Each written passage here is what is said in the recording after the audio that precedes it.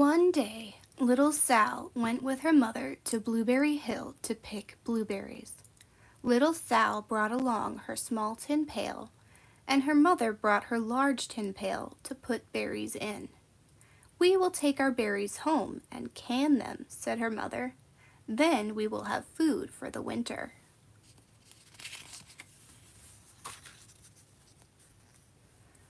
Little Sal picked 3 berries and dropped them in her little tin pail. Kaplink, kaplank, kaplunk.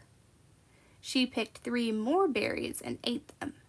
Then she picked more berries and dropped 1 in the pail, kaplunk, and the rest she ate.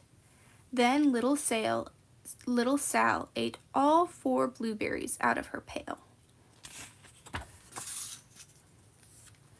Her mother walked slowly through the bushes, picking blueberries as she went and putting them in her pail. Little Sal struggled along behind, picking blueberries and eating every single one.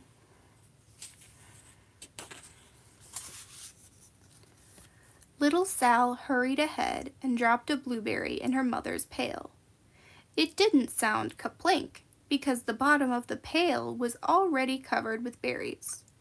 She reached down inside to get her berry back. Though she really didn't mean to, she pulled out a large handful because there were so many blueberries right up close to the one she had put in.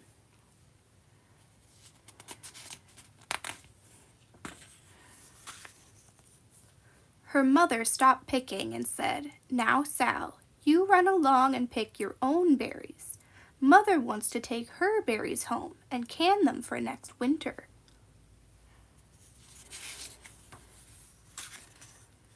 Her mother went back to her picking, but little Sal, because her feet were tired of standing and walking, sat down in the middle of a large clump of bushes and ate blueberries.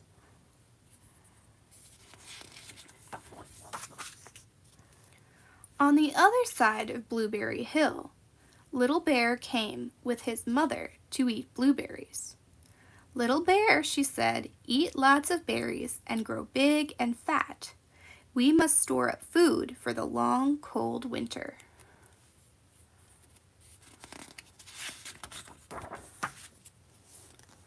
Little Bear followed behind his mother as she walked slowly through the bushes, eating berries. Little Bear stopped now and then to eat berries. Then he had to hustle along to catch up.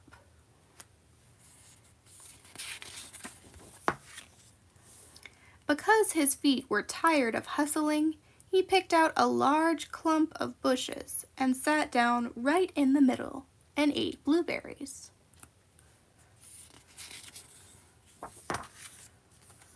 Over on the other side of the hill, little Sal ate all of the berries she could reach from where she was sitting.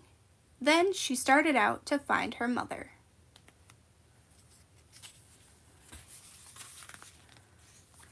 She heard a noise from around a rock and thought, "That is my mother walking along."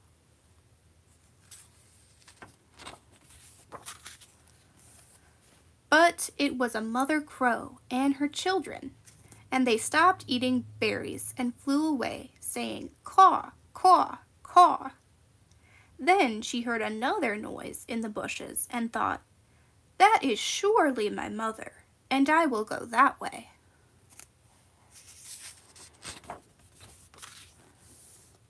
But it was Little Bear's mother instead.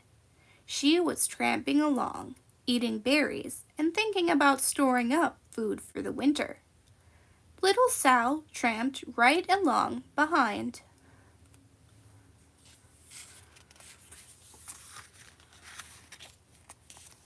By this time, Little Bear had eaten all the berries he could reach, without moving from his clump of bushes. Then he hustled off to catch up with his mother. He hunted and hunted, but his mother was nowhere to be seen. He heard a noise from over a stump and thought, "That is my mother walking along."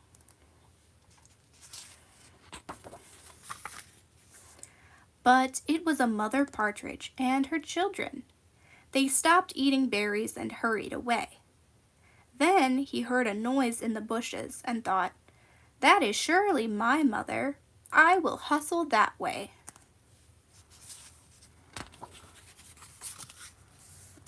But it was little Sal's mother instead. She was walking along, picking berries and thinking about canning them for next winter. Little Bear hustled right along behind.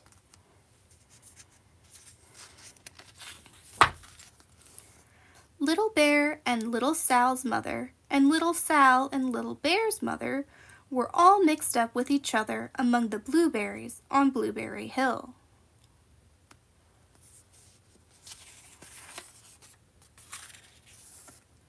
Little Bear's mother heard Sal walking along behind and thought it was Little Bear, and she said, "Little Bear, munch, munch, eat all you gulp can possibly hold, swallow."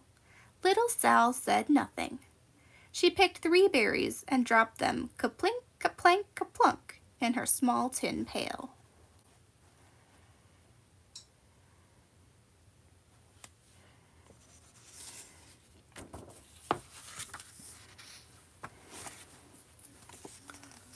Little Bear's mother turned around to see what on earth could make a noise like ka-plunk.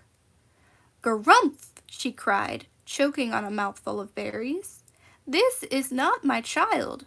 Where is Little Bear?" She took one good look and backed away. She was old enough to be shy of people, even a very small person like Little Sal. Then she turned around and walked off very fast to hunt for Little Bear.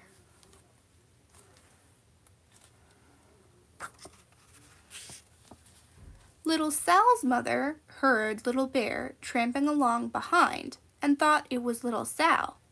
She kept right on picking and thinking about canning blueberries for next winter. Little Bear padded up and peeked into her pail. Of course, he only wanted to taste a few of what was inside, but there were so many and they were so close together that he tasted a tremendous mouthful by mistake. "Now, Sal," said Little Sal's mother without turning around, "you run along and pick your own berries. Mother wants to can these for next winter." Little Bear tasted another tremendous mouthful and almost spilled the entire pail of blueberries.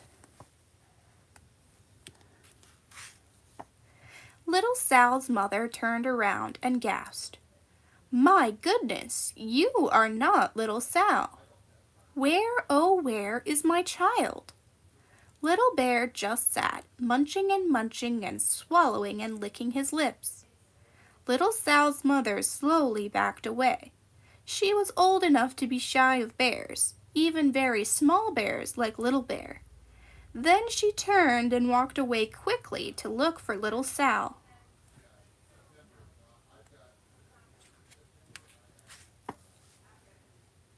She hadn't gone very far before she heard a ka-plink, ka-plank, ka-plunk. She knew just what made that kind of noise.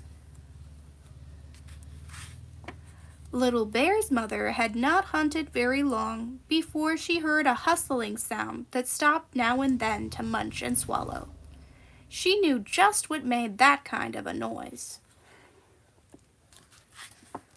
Little Bear and his mother went home down one side of Blueberry Hill, eating blueberries all the way and full of food stored up for next winter.